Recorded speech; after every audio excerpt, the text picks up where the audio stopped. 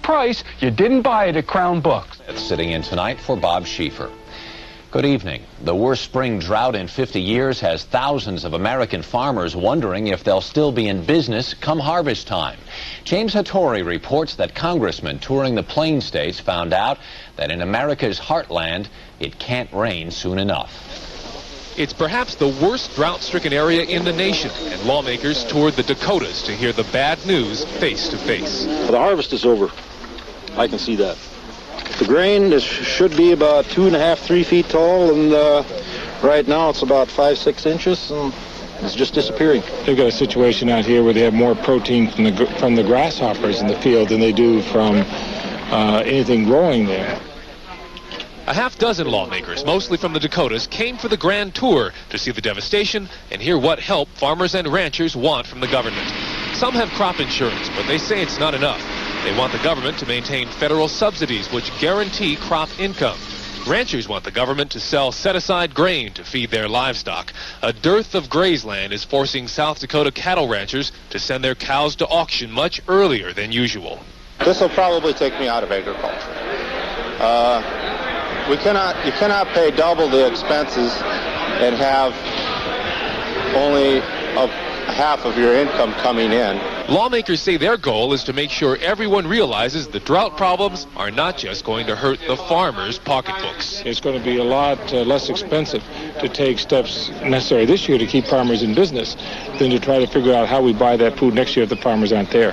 Earlier this week, U.S. Agriculture Secretary Ling said the best thing to do right now is pray for rain.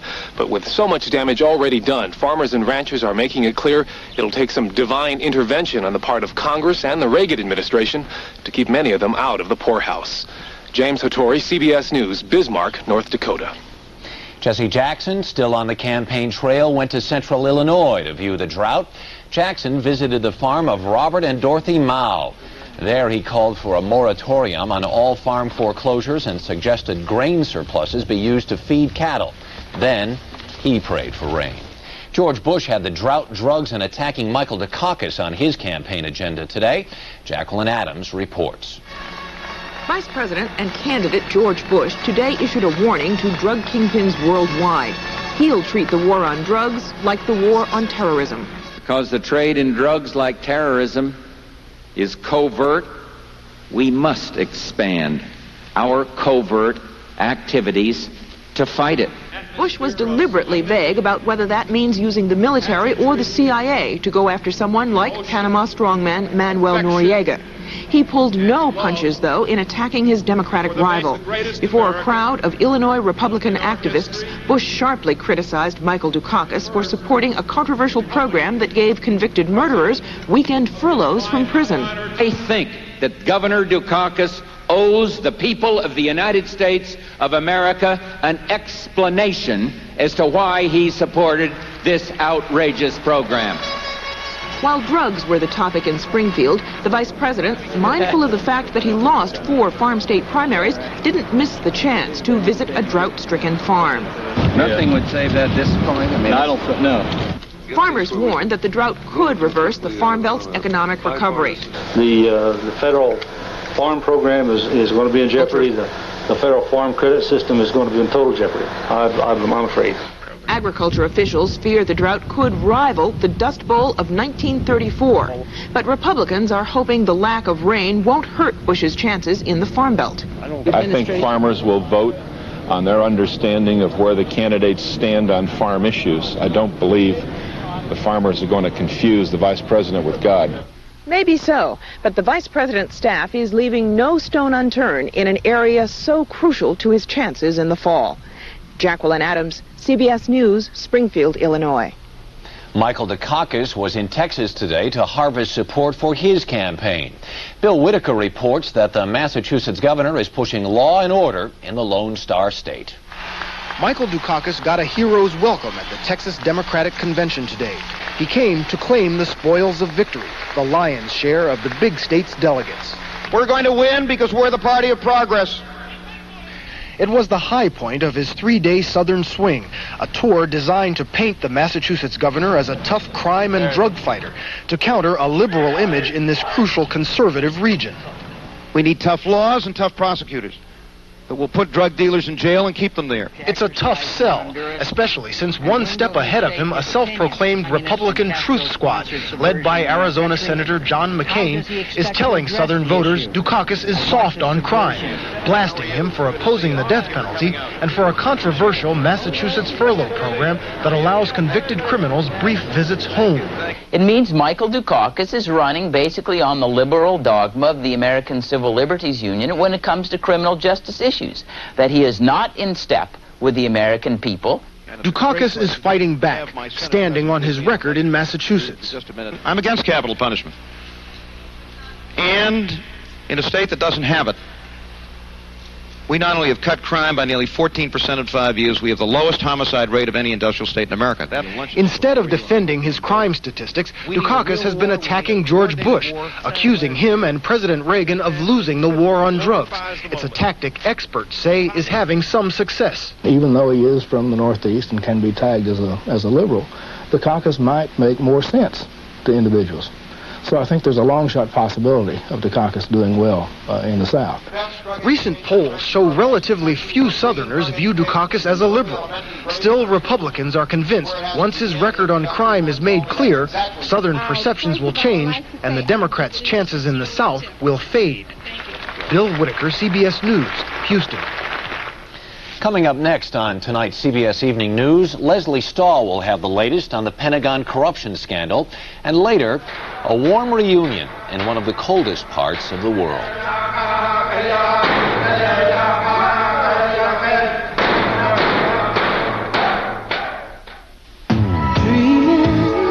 Dreaming the dreams of America. Why do so many people choose GMAC financing to get the GM car or truck of their dreams? GMAC makes it easy. You do it all right at your GM dealers. And we make it easy on your budget with rates and terms to fit your needs. Don't just dream about a new GM car or truck. See your GM dealer about GMAC financing. GMAC! Official sponsor of America's Dreams. How can you help your home sell faster? Protect the major appliances. If your real estate company can't do that, then you're not listed with the right real estate company. Because you're not listed with an ERA broker. I took Metamucil, but it was so gritty. That's why we made Citracel. Look, Metamucil's gritty, so it won't all go through the strainer. Citracel's special fiber pours right through. Citracel, great taste, no grit. There were new revelations today in the Pentagon corruption scandal. The Associated Press reported that engine maker Pratt & Whitney got hold of sensitive documents that rival General Electric had submitted to the Defense Department. Both companies were competing for hundreds of millions of dollars worth of contracts, and a member of Congress denied that he is under investigation in the scandal. Leslie Stahl reports. Law enforcement sources say that Congressman Roy Dyson of Maryland, a member of the Armed Services Committee, along with Congressman William Chappell of Florida, received honoraria and campaign contributions from a network of consultants for Unisys, a corporation that makes computers for ships and weapon systems. But Dyson denied in a phone conversation to CBS that he's a target of the investigation. It's not an investigation. We've never been contacted by anybody from the Justice Department or FBI.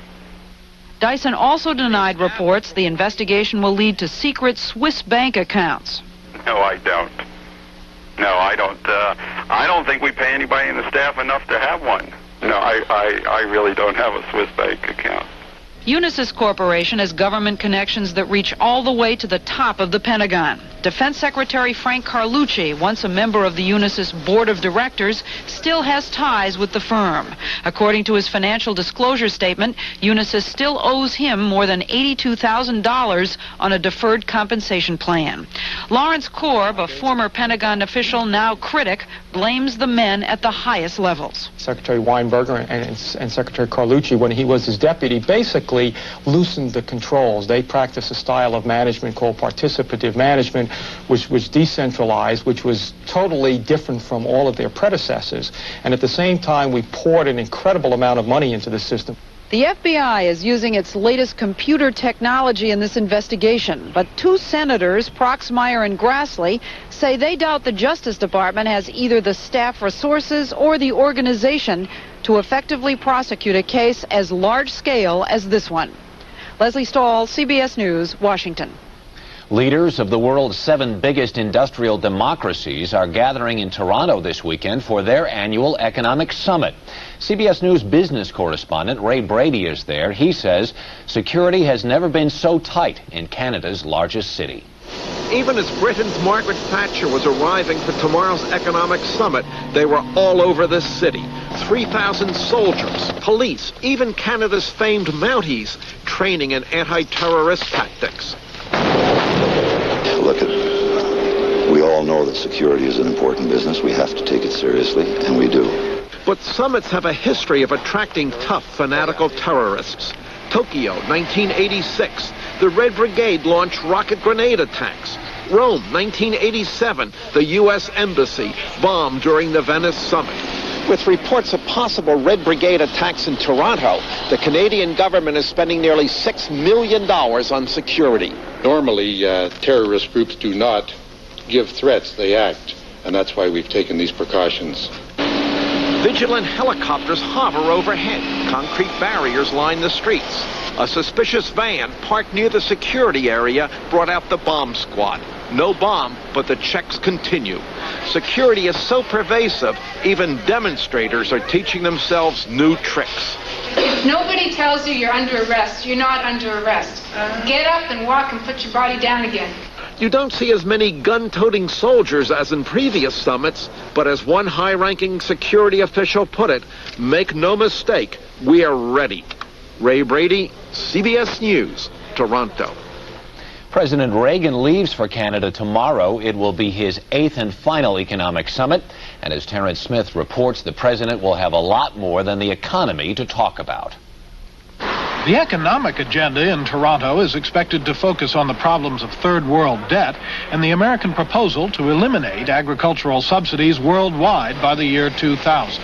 But U.S. officials stressed this week that there are a number of non-economic issues that they intend to raise, ranging from terrorism and international drug trafficking to the U.S. effort to force out Panama's General Noriega. In fact, non-economic issues, such as drugs in Panama, have come to dominate these summits, though as a practical matter, the U.S. can't expect to get much more than moral backing from its allies. What they can do practically is really very, very limited in terms of changing a government or something like that. Nevertheless, the leaders will spend much of their time on the world events that have tended more and more to intrude upon the strictly economic issues at these summits. In 1981, for example, money matters were overshadowed by the leaders' reaction to the Israeli attack on the Iraqi nuclear reactor. In 82, the response to the Israeli invasion of Lebanon. In 86, it was the nuclear explosion at Chernobyl. There will be something that happens somewhere else in the world, and if you have all of these important heads of state together in the press, 2,000, 3,000 of them all ask them a question, any 3 of them comment, you have a major international news story that has nothing to do with all of the years' worth of preparation. Critics of these summits say they have outlived their usefulness, that the results never seem to justify the extravaganza that surrounds them. And certainly this year, no major breakthroughs are expected. But the participants seem to feel that just getting the leaders of the world's largest industrialized democracies together once a year is worth all the effort. Terrence Smith, CBS News, the White House. In his weekly radio address, President Reagan said today that the Nicaraguan peace talks are at an impasse. And it was announced that he's sending Secretary of State Schultz to Central America at the end of the month to assess the situation. Schultz will visit El Salvador, Guatemala, Honduras, and Costa Rica.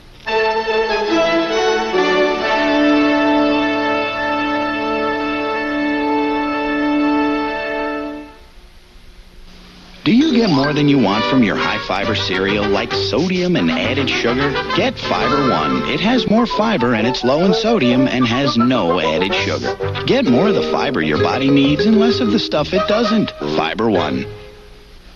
Up to $2,000 cash back from Subaru is worth more than the same money from anyone else. It's worth more because Subaru builds a rugged, reliable wagon that's the best-selling import wagon in America. It's worth more because Subaru's XT6 has the same engine design found in a Ferrari or a Porsche. It's worth more because the Subaru Justy is the lowest-priced four-wheel drive passenger car in America. Up to $2,000 cash back on a Subaru is worth more because it's on a Subaru. For all your pet means to you, shouldn't you give him and your family protection against fleas and ticks? You can with the 2-in-1 flea and tick collar from Hearts, the collar that's been protecting your pet for years. And the Hearts 2-in-1 collar kills fleas and ticks on your dog or cat for up to 5 months. It even works when wet. So get the collar that really works, because no pet should go anywhere without Hearts protection. The Hearts 2-in-1 collar, protection against fleas and ticks.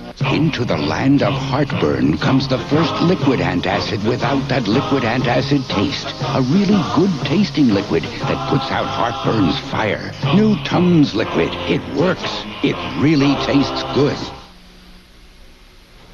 President John F. Kennedy was so disturbed by the breadth of poverty in Appalachia, he created the federal food stamp program. Next week, a congressional committee will look again at poverty and hunger in the mountains of West Virginia. They will see the same problems Kennedy saw. Sister Margaret Becker runs the free food pantry in Burnsville, West Virginia. She may have the most important job in town. Nearly half the 500 people who live here depend on her to bring them the food that will prevent their families from going hungry. If it wasn't for that food pantry, I don't know what we'd do. Hey, it'd be hard to get along, honest. And that's the problem. 25 years after the government established its food stamp program, it still isn't enough. $300 a month in federal assistance does not support a family of 5. You have the corn. I have beans. The Godfreys try to help themselves, but the dry spring has hurt this year's garden. Bob Godfrey was laid off 6 years ago. He hasn't had steady work since. America's economic boom hasn't brushed Appalachia, where unemployment is still hopelessly high. There is extreme poverty in the rural communities of our country. In Appalachia, we see the most rampant, the most dramatic examples. Something has to be done to shock our government, our people, if you will, to reverse all of this. How you doing? 1 in 5 West Virginians live in poverty. In many parts of Appalachia, the poverty rate jumps to 1 in 3. Government programs that distribute surplus cheese and powdered milk are coming to an end. Calls for emergency food assistance are rising. The cycle of poverty seems unbreakable. They're good people, but, you know, it's just one generation after the other living in this condition, and there doesn't seem to be a way out. If the future looks like the past, families like the Godfreys have little to look forward to. It's easier to hope, though, when you're not hungry.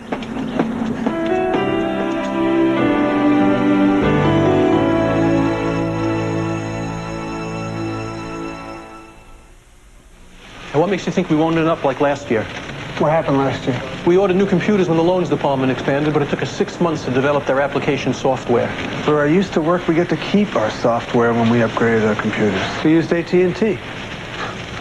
AT&T. Why didn't you think of that?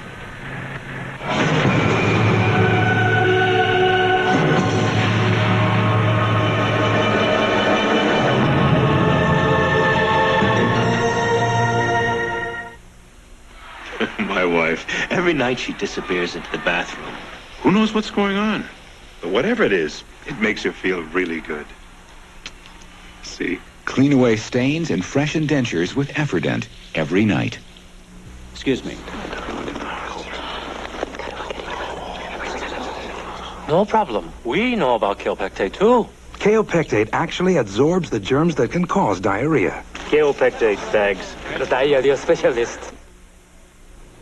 Prime Minister Turgut Özal of Turkey narrowly escaped assassination today.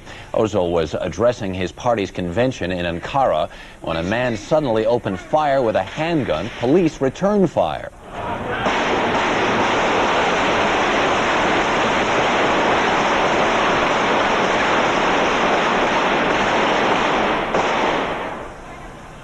When the shooting was over, the Prime Minister was only slightly wounded.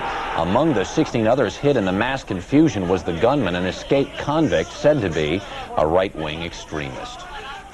4 British soldiers were wounded in Northern Ireland today when a homemade grenade was thrown into their vehicle.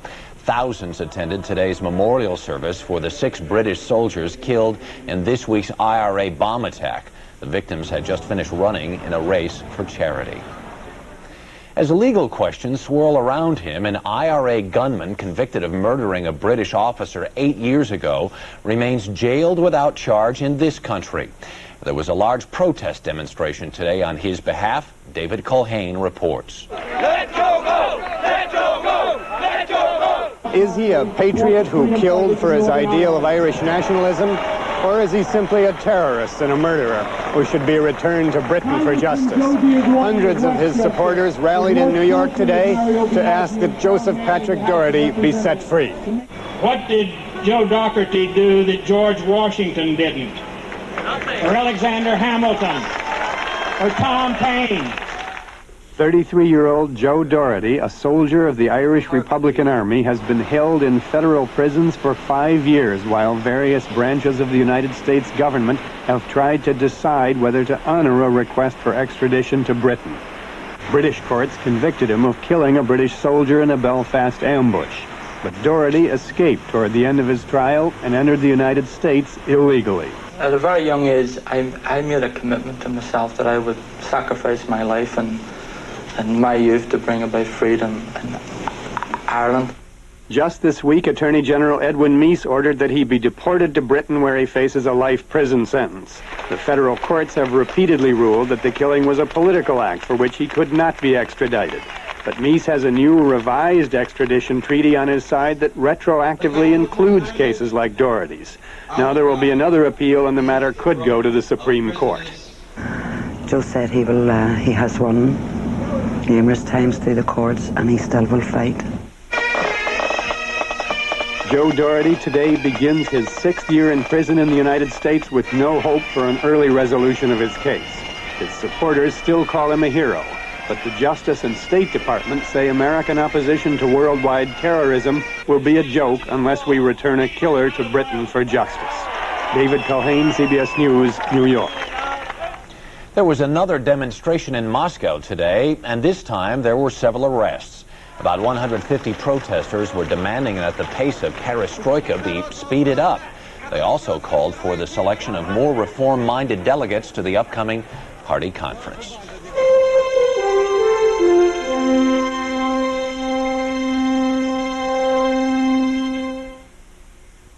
As soon as you get out there, call Mike Butler at the Century 21 office. Well, he already called me, Dad. Check the utility bills.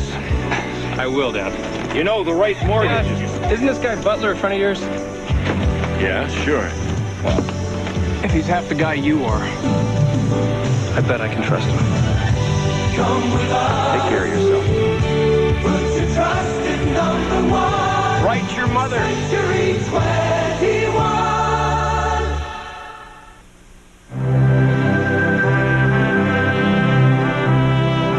If breakfast were as it was meant to be, it would be a centuries-old balance of fruits, grains, and nuts. The breakfast Europeans call muesli. Now muesli comes to America as Kellogg's Mueslix. Oats, wheat, rice, corn, barley, raisins, dates, and hazelnuts. Kellogg's Mueslix. 5 grain or bran. What breakfast was meant to be. This man once had a heart attack. Since then, his doctor prescribed exercise, the right foods, and Bayer aspirin. Studies show aspirin can help prevent a second heart attack. Ask your doctor. I love you, Dad. Bayer, the wonder drug that works wonders.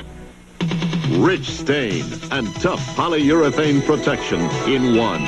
Polyshade by Minwax. Get a beautiful finish in half the time. A finish to be proud of. Polyshades by Minwax. This week, the Soviet Union allowed Alaskan Eskimos to visit their relatives in Siberia. For 4 decades, they have been separated by just a few miles, but living a world apart. Terry Drinkwater reports. The dance tells the story of a long and desperate search for lost loved ones in the Arctic. It is being performed by Alaskan Eskimos on a stage in Soviet Siberia to celebrate a reunion with Eskimos who live here. Many are closely related, some members of the very same families. They had not seen each other since the beginning of the Cold War 40 years ago. Before that, for centuries, they had freely crossed the narrow Bering Strait, which separates Alaska and Siberia, trading ivory and fur. We have relatives in Siberia still living. Your family was from Siberia? Yeah, long ago. The carving, indeed all the Eskimo crafts, remain unchanged in both countries. But life for Siberian Eskimos under communism has been radically altered. Collective factories turn out mukluks by the thousands. Siberian Eskimos were forced to move from their ancestral villages to the cities. A far higher percentage of Alaskan Eskimos remain in the tiny settlements where they were born. Living in a place like bustling Soviet Providenia has resulted in intermarriage, the Russian majority assimilating some of the Eskimo minority. Ethnic Russians and Soviet Eskimos have separate schools, but the curriculum, we are told, is the same. These are rugged people, but today they smile and say surviving in the Arctic, coping with the elements, isn't half as hard as it used to be when they also had to cope with the harsh directives from Moscow. There was real warmth here in the Soviet Arctic, expressed in Russian, English, and Yupik, the ancient language that Soviet and Alaskan Eskimos share. We'll never forget this history making as an Eskimo, and I want to say thank you. At the end of the stay in Siberia came an invitation. We hope that you will visit us in Alaska. The final dance was about old Eskimo warriors whose children found peace. Terry Drinkwater, CBS News, Providenia, Siberia. That's the CBS Evening News. Susan Spencer will be here tomorrow, and Leslie Stahl will have more on the unfolding Pentagon corruption scandal on Face the Nation. I'm Harry Smith. I'll see you Monday on CBS This Morning. Good night. What's the best kind of fruit? The kind that's fresh, moist, and plump. That's why Sunsweet are my favorite kind of pitted prunes. Moist, plump, and fresh. Sunsweet, because the best prunes are fresh prunes. A grown man should not get a terrible headache from putting a toy together. I used to take aspirin or Tylenol, but today I take Advil. Advil gets rid of my headaches, and it's gentler to my stomach than aspirin. Advil, advanced medicine for pain. I'm pretty good at baseball, but at SLR cameras, I was really green. Then I got Canon EOS, the only autofocus SLR with the green zone. The green zone makes EOS mistake-proof. Plus, EOS lenses have computers and motors built in, so anyone can shoot like a pro. Even him. Hey, you see? Canon EOS, more than autofocus, easier than ever. Buy EOS today with no money down, low monthly payments at participating Canon dealers.